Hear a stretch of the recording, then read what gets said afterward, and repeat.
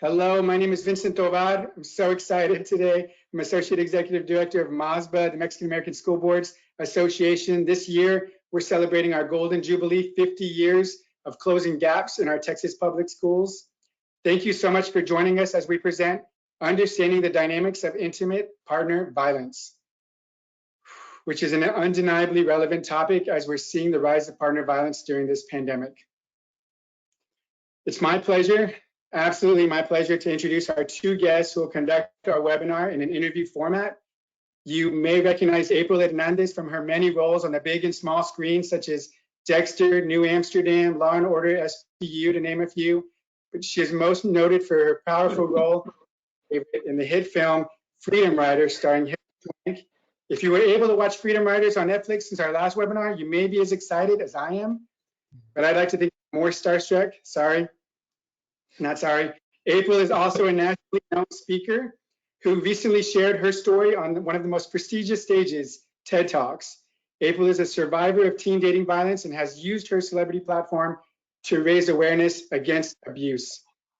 Roy Juarez Jr., CEO of Impact Truth, and author of the book that tells the story of his inspirational life, Homeless by Choice, will interview April for this dynamic session. Welcome, April and Roy. Hi, thank you so much for having us. Thank you. To everyone watching, thank you for having us. We're super excited. Yes, we are. So to give a little background for those that are watching, April and I have been extremely close friends for, oh my God, April, what has it been, like 10 years now? Over 10 years, yes. And it goes by so fast. Too fast. It's funny because I was traveling through Los Angeles working on the Homeless by Choice tour. And I had shown up to a church that I was speaking, that had spoken at some time before. And they're like, oh, we have a guest speaker coming. I'm like, okay, great. Well, who is it? I'm like, oh, her name is April. I'm like, okay, so we meet. And I'm like, hi, nice to meet you. And I was like, wait, I know who you are. But for the people who don't know who you are, April, or know of your work, first, shame on them. Right. Who are you? Tell us a little bit about yourself. I'm fabulous and amazing. Listen, no. It's all about the adjectives. Right? Who are watching, this is going to be a very different type of interview. We're just going to have a great time. We're going to get to the meat of the subject matter. But, you know, during a time like this, when things are so stressful, we also know the importance of having fun. So absolutely, this is us. April, tell me a little bit about who you are. Right. I really love this dynamic. I think you are absolutely right that we need something just different. You know, some of us are zoomed out. You know, we've just done so many Zoom videos and it's the same thing. So having this interaction with you and everyone who's going to see, please laugh. We all need it. I am a Bronx girl. Born and raised in the Bronx. I still live here. Of course, I travel the United States, either whether I'm working on a television show, shooting a movie, or doing what I love most is speaking.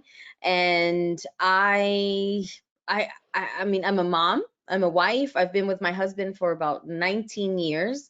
I have two girls, Summer Rose and Lila. So for those of you, if you hear a beautiful voice screaming from the door, there's no abuse. It's just my daughter expressing herself.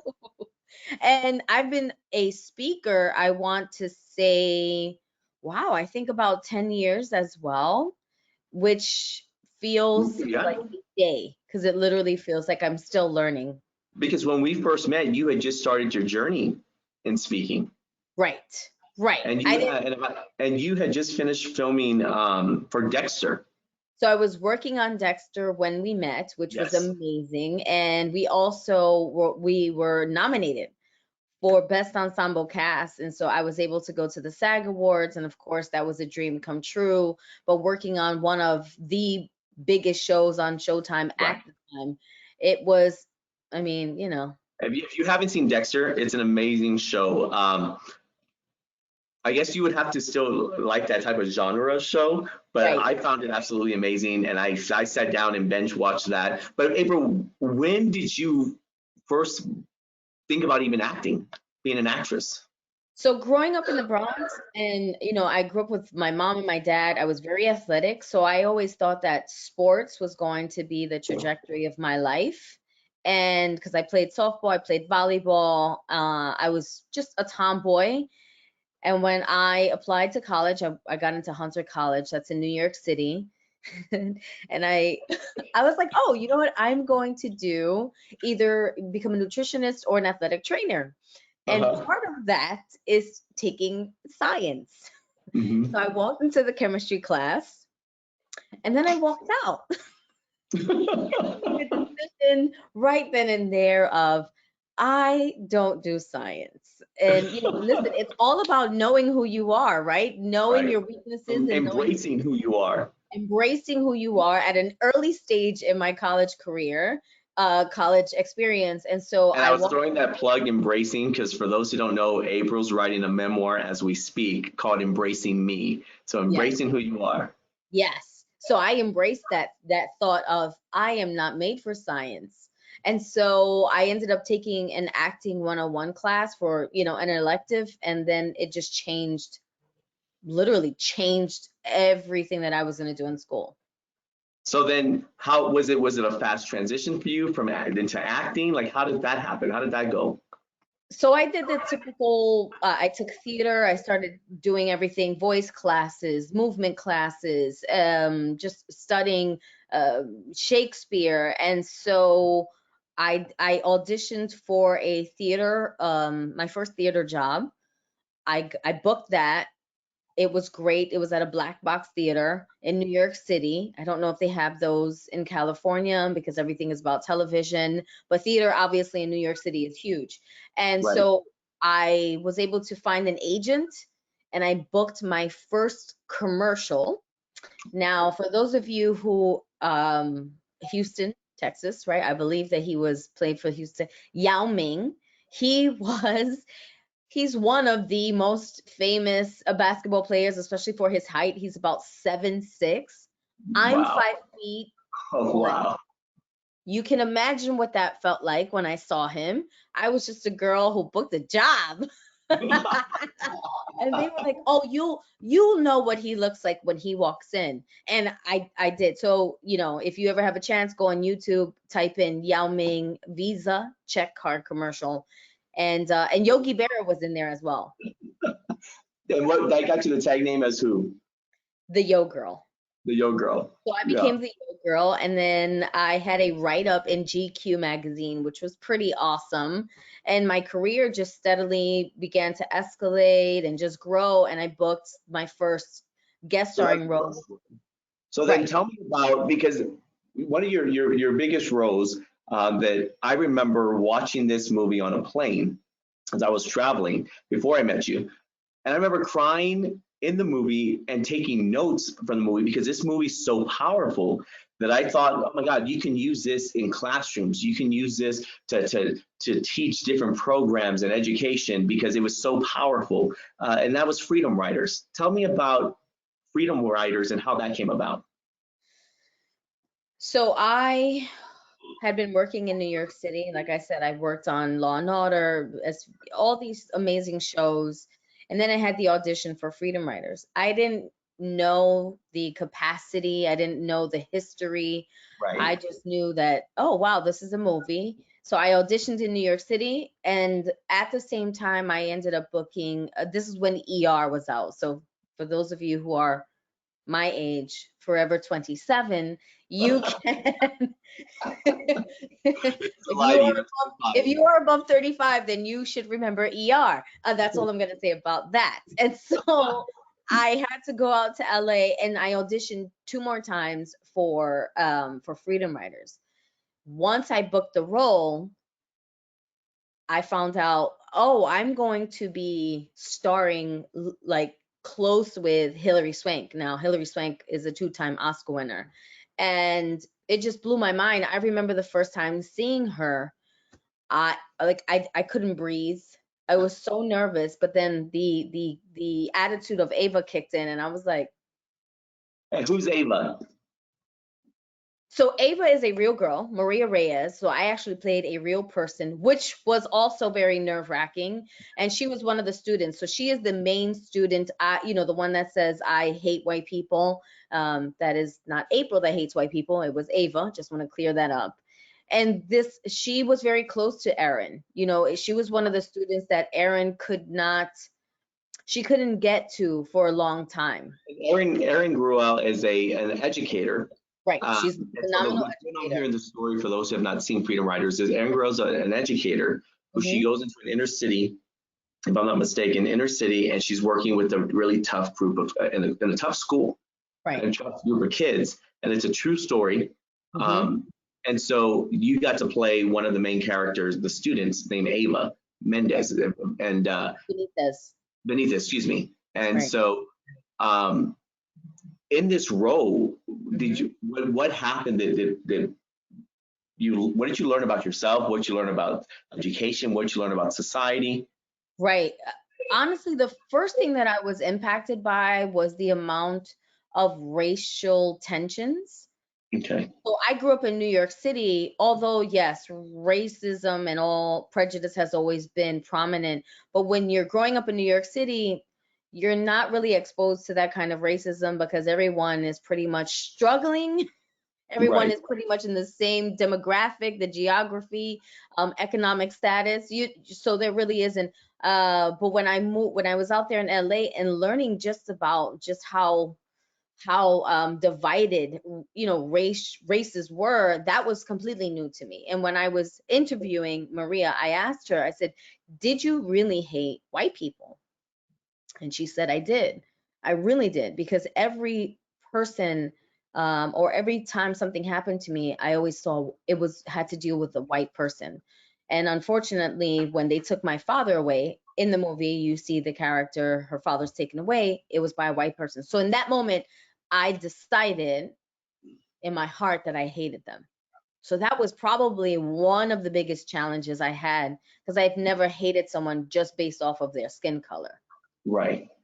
And that movie took place, you know, in 1995, 94, around the Rodney King riots.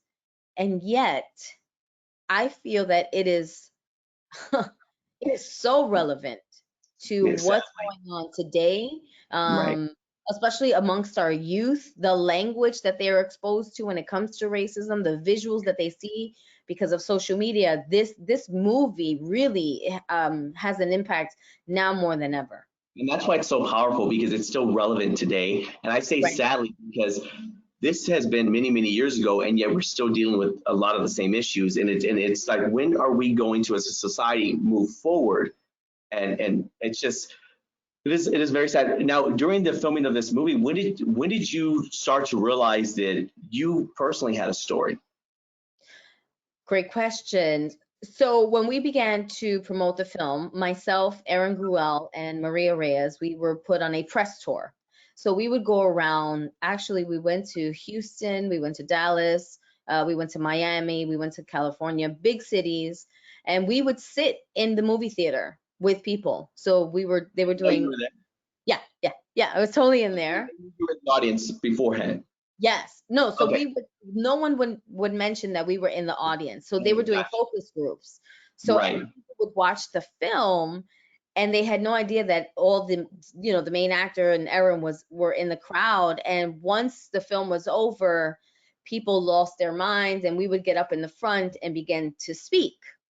Oh, amazing. And I would begin just talking about my experience. So number one, I realized how much I enjoyed speaking in front of people.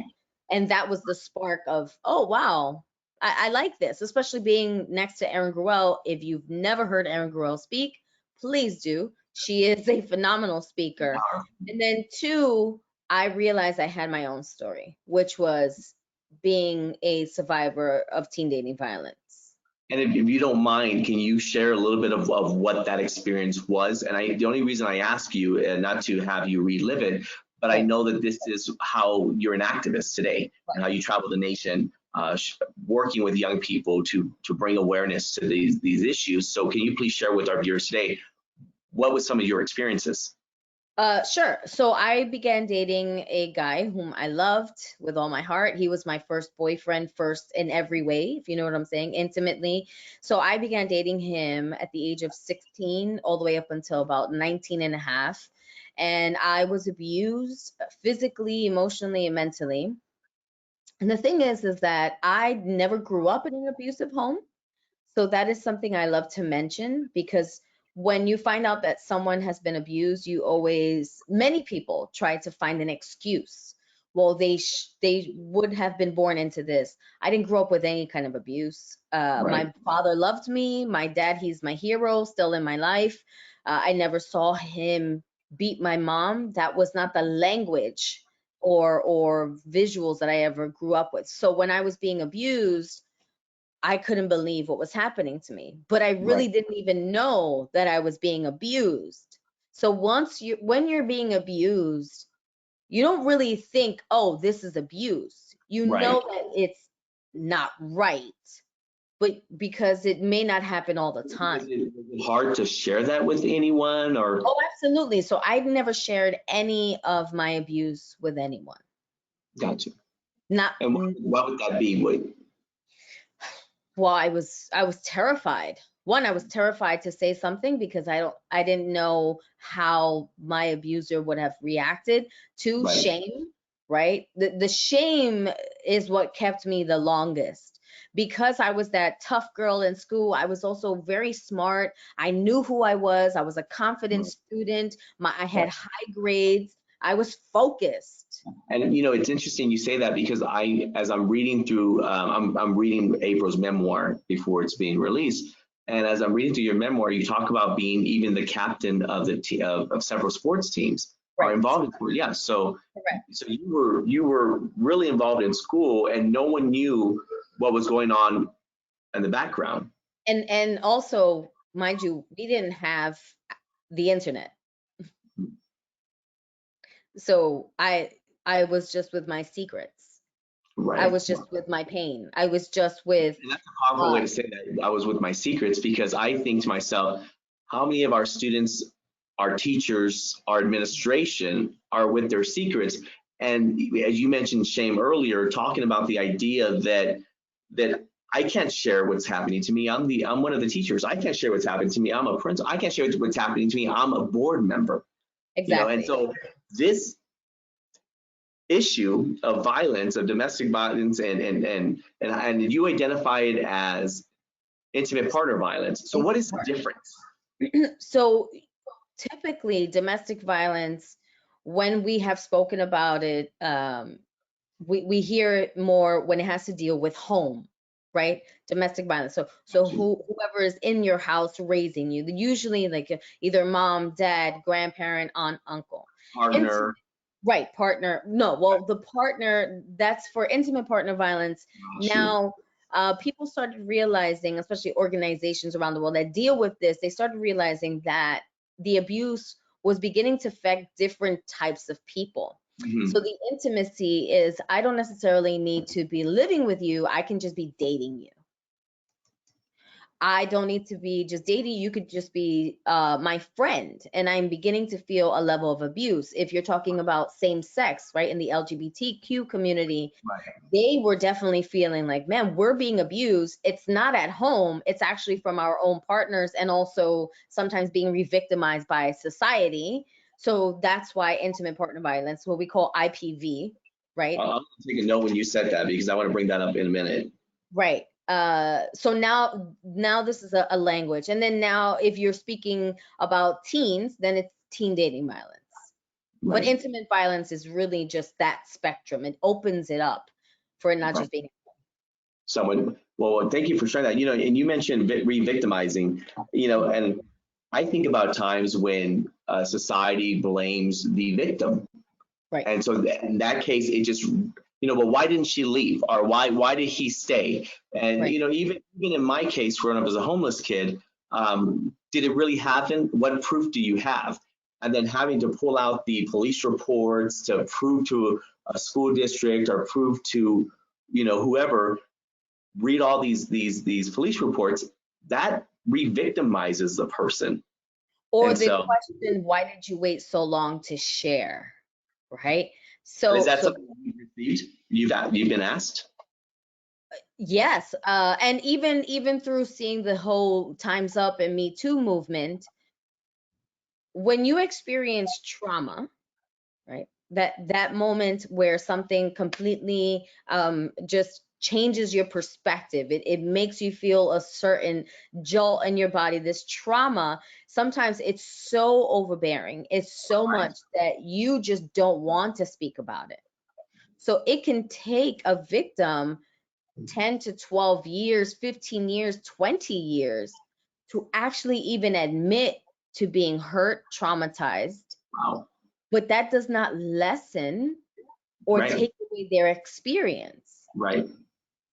But what You know, happens is, because even when we're talking about violence, domestic violence, and partner violence, even Right. when I'm on stage speaking about growing up as a homeless kids and the violence, you know, I still get emotional. And people are like, well, how do you do that every time, or is that every time? And it's like, because I think as activists, we don't let that part of us die. right. It doesn't go to rest completely, because we tap into that to share that with the audience so that they can feel and connect. And that's hard too, because there's nights that with the trauma that I'll even have to make sure that no one's under my bed, or Right. all windows are locked, you know, and it's undoing a certain part of our life that was just at that moment, but has created a huge. Now, how long did it take for you before you actually started speaking up about it? 11 years. 11 years. And what made you want to share this story? It really was freedom riders. It really was seeing the impact of sharing your story. I think most people, especially successful people, when you've had an experience that molded you and yet you were still able to rise above it, Right. people want to know, what did you go through? How did you get through it? Because those are the gems, right? Those are the lessons. Those are the money makers. That's why I'm paying you. I want to hear what you did. Exactly. And then how did you move forward? So for me, it took about 11 years. One, because I never really thought about my story until I was given the example, right? The example of what happens when you share your story in a safe place. Right. So Aaron Gruelle created a safe space, and I'm emphasizing a safe space for our panelists that are watching right now. Most people do not speak up because they don't feel safe. You know, and what is crazy to me is during today's times, during this pandemic, we have seen a rise in violence, intimate partner violence, domestic violence. And that's scary, because even when the students come back to school, when and however that's going to become, right, there's going to be even that much more trauma. So how do we, and I'm just putting it out there, create a safe place where kids can actually feel comfortable enough to share? Because you're sharing with us that it took you 11 years to talk about this, but it's also because it's also been a very taboo subject. You know, we'll do other issues, but to talk about something so personal, it's like, well, we can't even go there, when I think that we should. Exactly.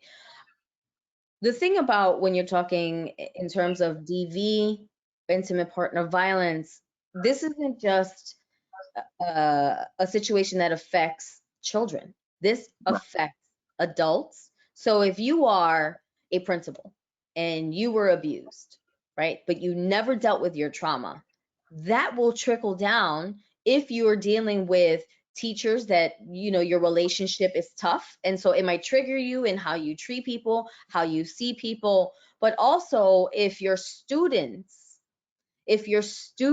need the help, but you yourself have never gotten help, or you don't understand the language, or saying, I need to break this cycle, then how can you be really effective?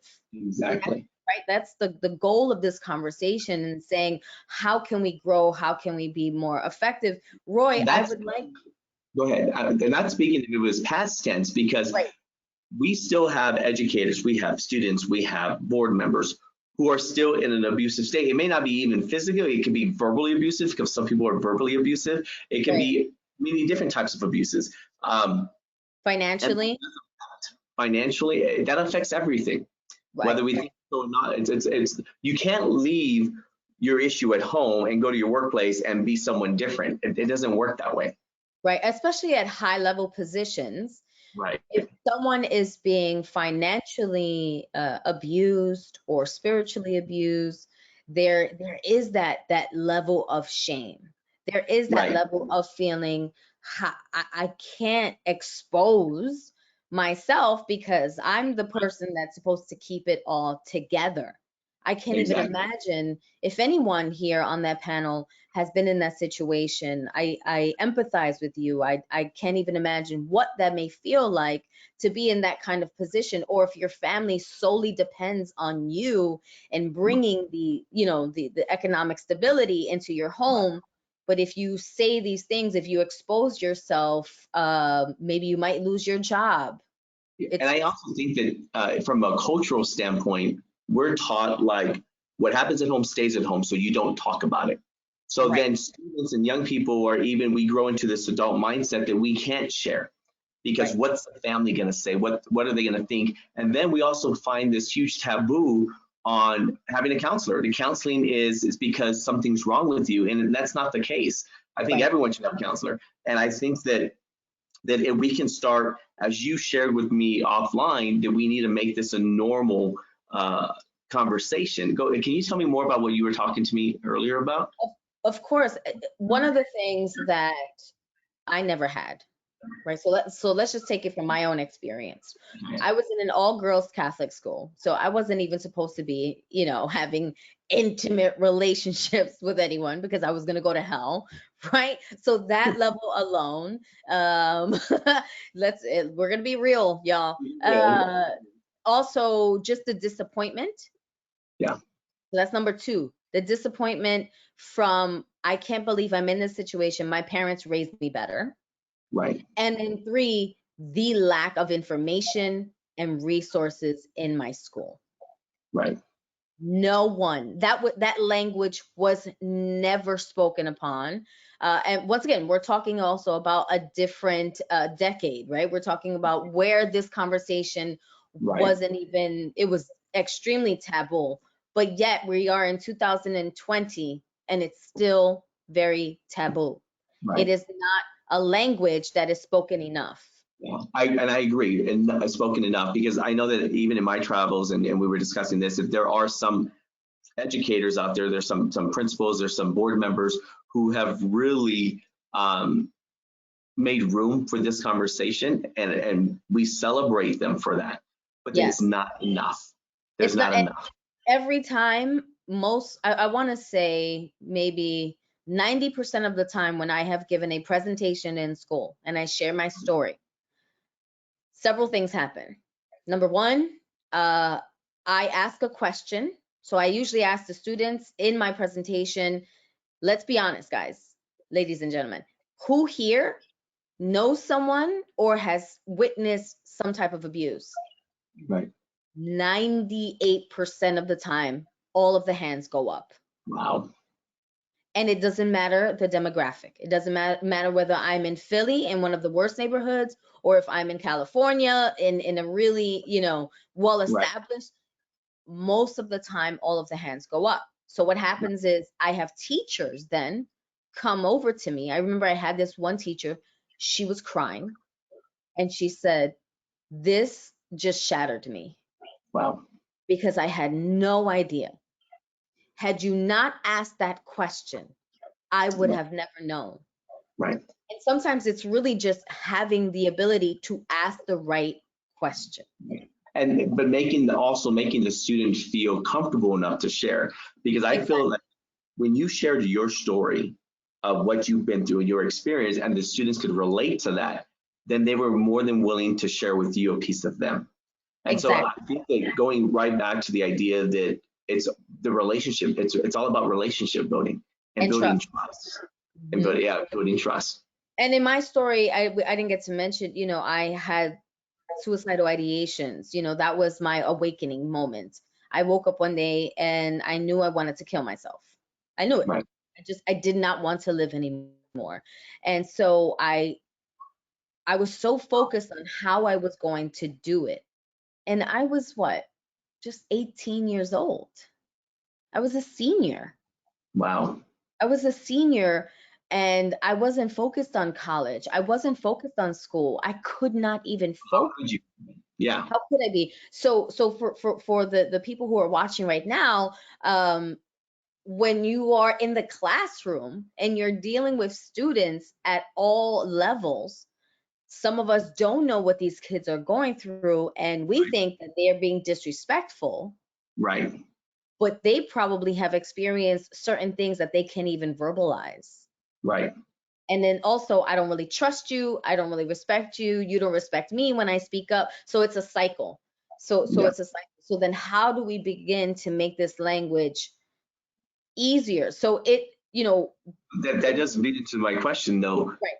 Looking back now, what resources do you wish you would have had when you were in school? Even if on the board there was information on healthy Wow. and unhealthy relationships, right? Because students will not go to a teacher, they will not go to the counselor, they will go to their friends before going to anyone else. We must understand the psyche of this youth. They will not, because they're afraid. But if I see a poster that has a website and a number, then maybe that's all I need. Right. I didn't And even have that. the places where kids will see them too, like put them in the bathrooms where not just in the Everywhere. hallway where they become part of the wall, Right. put them, yeah. And they do it with bullying, right? Because I've gone to many schools where they talk, bullying. But I think when you're talking about intimate partner violence, teen dating violence, especially in a high school setting, that should be everywhere. And let me tell you why. According to the CDC and also loveisrespect.org, 1 in 3 adolescents in the US is a victim of Wow. emotional, physical, sexual abuse from a dating partner. Also, only 33% of teens who were in a violent relationship ever told anyone about the abuse. 1 in 3, so basically one third of the school. Right. 1/3 of the school, and then only 33% of teens spoke about it.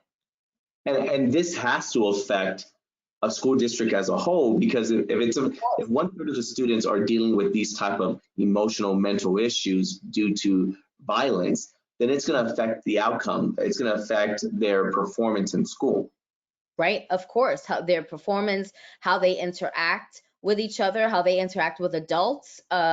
When they graduate, they're still going to continue operating that way. And so as much as it's scary to talk about it, because it is very scary, it is Right. a very hard subject to talk about on it doesn't have to be a daily basis, but it has to be way more often than just having one posting about bullying. And what's crazy to me is that even the idea that some students may not even realize that they're in a position where they're being bullied, not bullied, excuse me, in a violent situation, because it's become a norm for them. This is just how life is. Right. This is how you're supposed to be treated. Right. I was working in Chicago with Gear Up, and it was a school for girls on the South Side. Now, if you don't know about Chicago on the South Side, Right. it is what they call Chirac, right? They literally, that's the amount of violence that happens there. And I had a lot of friends tell me, you should think about not going. And I said, well, those are the people that need it the most.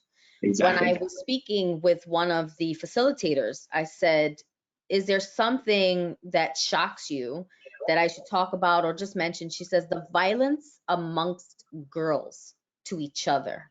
Right. So now it's not only that boys are abusing girls, girls are abusing girls. And I've seen this all across the board. Mm-hmm. Right. And why is that? The exposure to media, right? What we see on social media, on our phones, these unfortunately television shows that's all they show is women hitting, fighting, screaming at each other. Now it's being modeled in our students.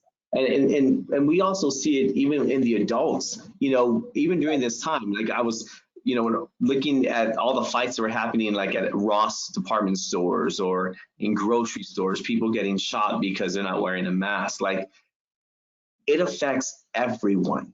And so if we're not addressing this in schools, how do we expect tomorrow to get better if this is not part of the DNA of how we're going to create change? So what I want to, for those that are watching or listening, you can definitely ask April some questions. Right. This is now going to be an open forum. So if you have any questions, please put them in the chat, send them our way, and we can definitely ask you some personal questions that you may have as well. But April, as they're doing that, what my question is, what are some of the effects of intimate partner violence, depression, suicide, isolation? What are some of these effects that are had? I think you just mentioned depression, suicidal ideations, extreme high anxiety and stress. Lots of our students are stressed out. They're terrified to just say something because, you know, in street terms, snitches get stitches, right? They don't want to expose anyone who could possibly be abusing them if they're in the same classroom because they are afraid what's going on. But if they're dealing with the abuse at home, let's say if you're dealing with immigration issues, which that's a whole other world, right, that we're dealing with. If I say something, then my mom and my dad might be taken away, right? Because they're not permanent, they're not here.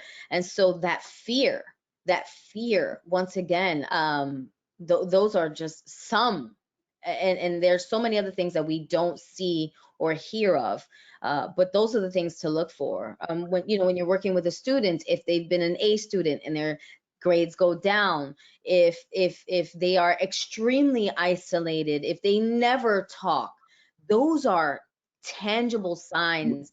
It may not be abuse, it may be mental health issues, but it's there. And how does this affect a school district? Right. So once again, if you're having kids that are disruptive, the teacher becomes disruptive. The teacher becomes right. So the teacher becomes frustrated. The teacher throws the student out. Now you have to deal with a student who is not abiding by the rules. And it's just this vicious cycle. Now you have teachers who are overworked, and if they're dealing with abuse, or being in unhealthy situations in schools where they, as a faculty, don't feel safe, now you're creating an unsafe environment where tensions are running high, people might be losing their tempers, and who wants to work in that kind of situation, right? It's a dangerous situation. 100%, and we've seen where those dangerous situations can lead in school violence, school shootings. Did you ever imagine yourself being an activist? Never. Wow. Absolutely not. I think it's in my how I am already. I've always been someone who has been outspoken, even as a child. So when my daughter screams at me, I get it. I'm like, where did she get this from? The apple doesn't fall from the tree. But that word to me is so powerful, and also it can be overused sometimes because it seems like everyone is, trying to be an activist for something. But amen to that. I applaud it. But no, but when I was sitting with Maria, Freedom Riders. we were working on Freedom Riders, she looked at me and she says, I need you to know that one day you will impact lives. And you will impact them with your story. I had no idea what she was talking about. And now that I'm doing this and having an amazing opportunity with MASBA and thanking everyone who is watching, this is what it means to be an activist. This is what it means. I'm saying, how can we do amazing work that will continue to inspire and encourage, and not be afraid to have these kinds of conversations. The fact that I get to be a vessel in that really is why I survived. Yeah, I think it's absolutely amazing what you're doing. I want to, for the viewers, so we can change this up a little, I want to play a quick word game. Oh. I'm gonna say I'll try not to cuss. I'll try not to cuss. No, I'm kidding. I'm gonna say a word and tell me the first thing that comes to your mind. Okay. Okay. First thing that comes to your mind. Okay. Now, please know that many of our viewers are probably from Texas. So when I say I'm gonna name a restaurant, and you tell me what you think, and it better be a good answer. I'm giving you fair warning. Whataburger. The bomb. Okay, good job. What would you really have said? Because I know you're an In-N-Out girl. I can't I'm an believe it. In-N-Out girl, but I in my travels I have dabbled. I'm All an right, In-N-Out girl, but I have to say Whataburger, I've the bomb. okay. San Antonio Spurs. Sports. Dallas Cowboys. Annoying. Oh my God. Forgive her, everyone. Forgive her. No. Okay. Well, let me give you another one. Teachers. First word. Impact. Intimate partner violence. Epidemic. Wow, that's powerful. School board members.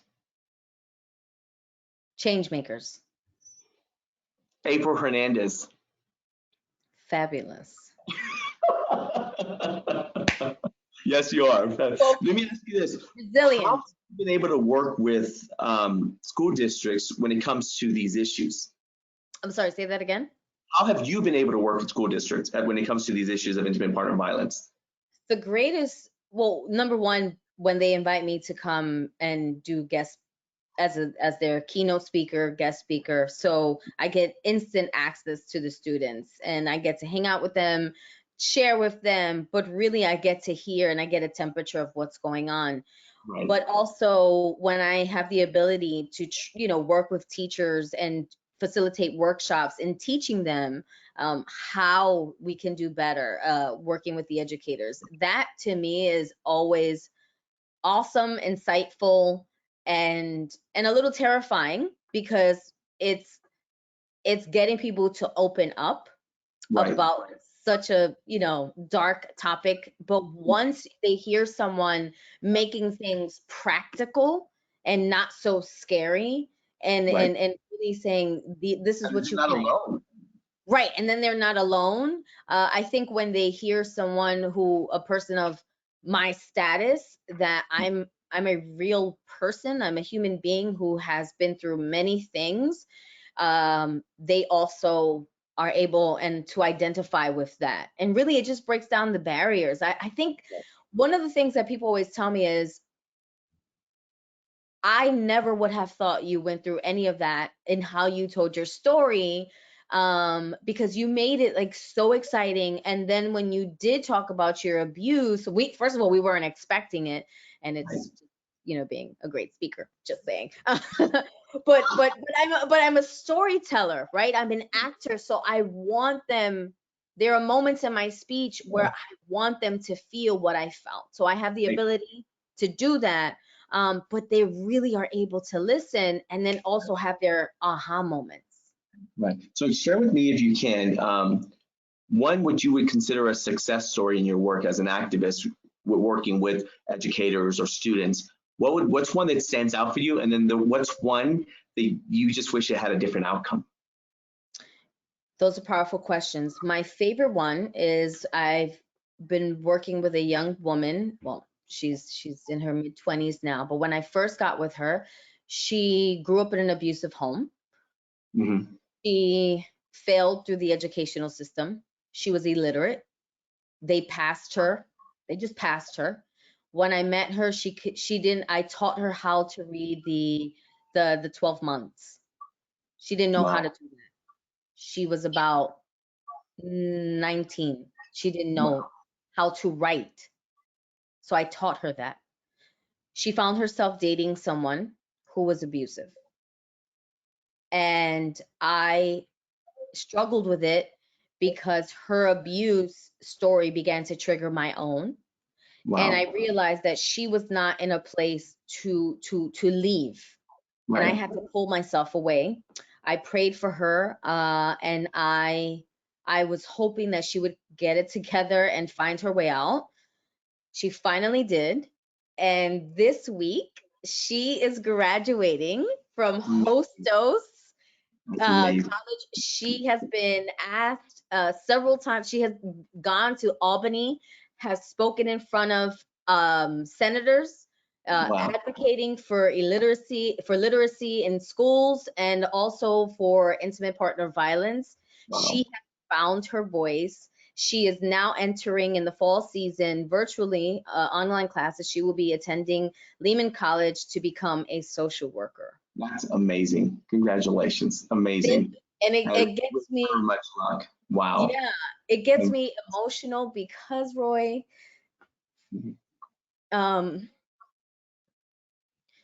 so many times we think that someone is not worth. Yeah. They're not worth it because they don't look like a diamond just yet. Right. And I would always tell her, you are a diamond. You're a diamond in the rough, and you're going to become so great. And really, the words that I spoke over her kept her going. And she's graduating this week, and that to me is like, wow, I had a small role in that. One of the hardest stories you asked me. So I was in Texas, and this is when oh my gosh, Rio Grande. I was speaking at Rio Grande, and this is when like the topic of the wall being built, just that whole conversation was at an all-time high, and ICE was beginning to take many, many children.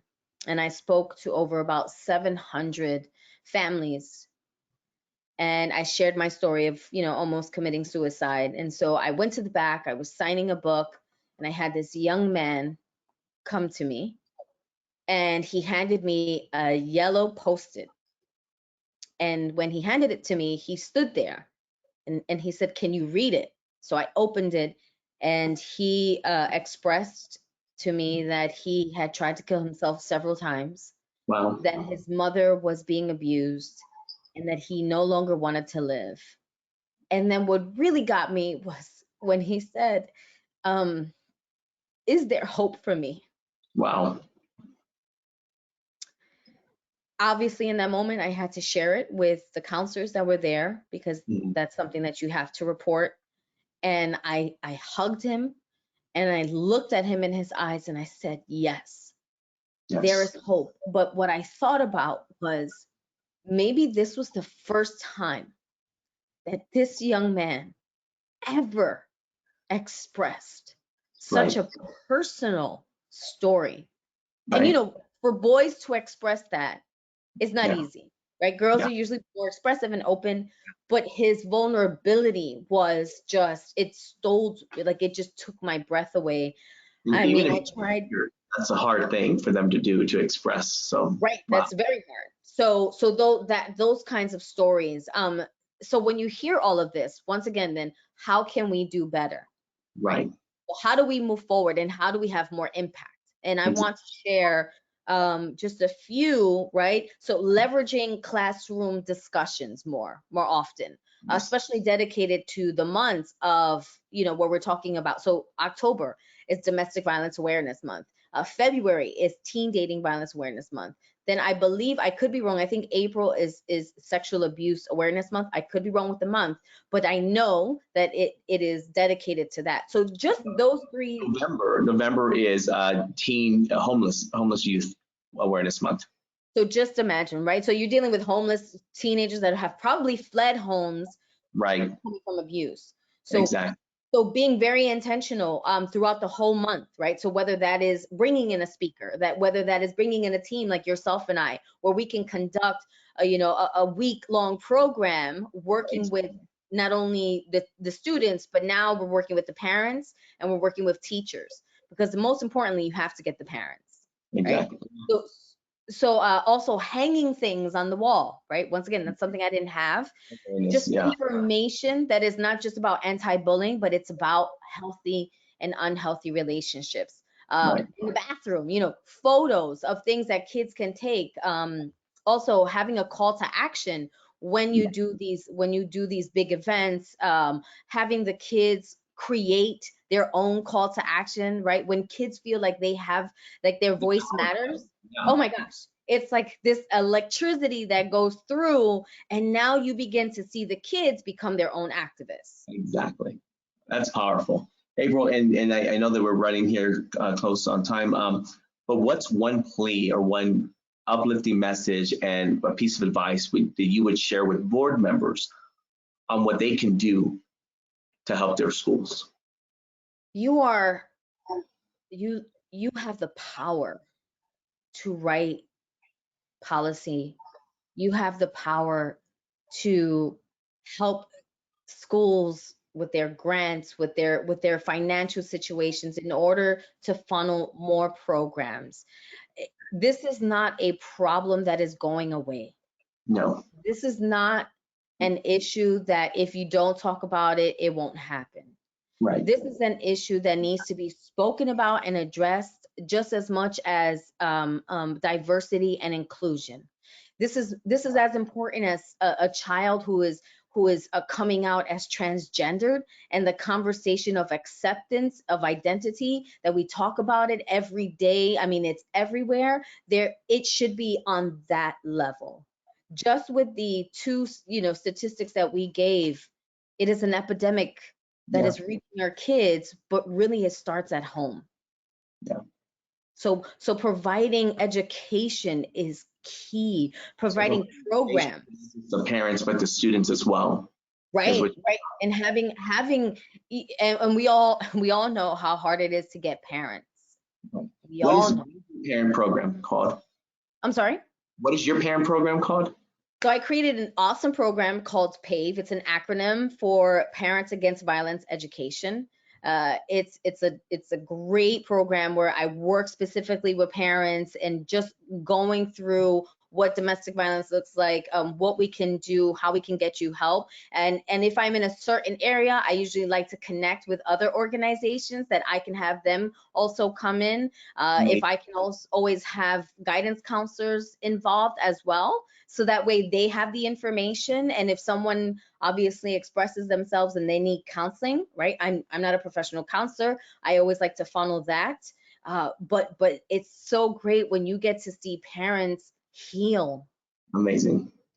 Right? When they heal, when the parents heal, their children heal. Wow. Ooh. April, where can our viewers find more information about who you are and the work you do? Right. So I'm a big promoter of social media. So I am on LinkedIn if you want to find me, April L. Hernandez. Instagram is April L. Hernandez. I have a website. It will be hopefully finished by the middle of June. It's aprilhernandez.info.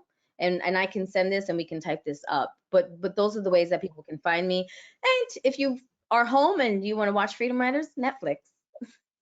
Amazing. Well, thank you, April, so much for being here with us today. Thank you, Masbo, for this wonderful opportunity. I hope that everyone can take something back from her humble words, and it was my honor to be a part of it. Thank you so much for having us. April and Roy, muchísimas gracias. On behalf of all of us here at MASBA, the Mexican American School Boards Association, so greatly appreciate your willingness to be with us today and to open our eyes to the many facets of abuse. April, really appreciate your opening our eyes to the fact that abuse can occur in so many ways, whether that's sexual abuse, physical abuse, emotional abuse, financial abuse, spiritual abuse. Here in Austin, I serve on the board of an organization called the Child Friendly Faith Project, which is all about spiritual and religious abuse. These types of abuses are real. So thank you for sharing with us during this time. And April, we can't wait to learn more about Parents Against Violence Education PAVE. So looking forward to those opportunities.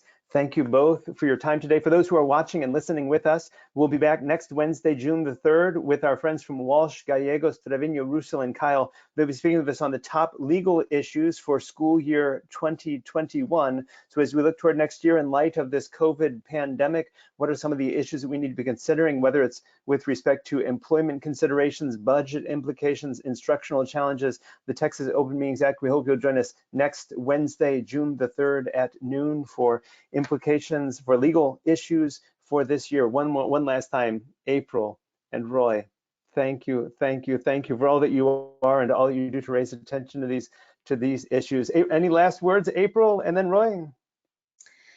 Find the joy in the madness. Yeah. Find the joy in the madness. That's all I can say. Thank you so much. This really is just a privilege and an honor that I get to share with such an amazing audience. So thank you.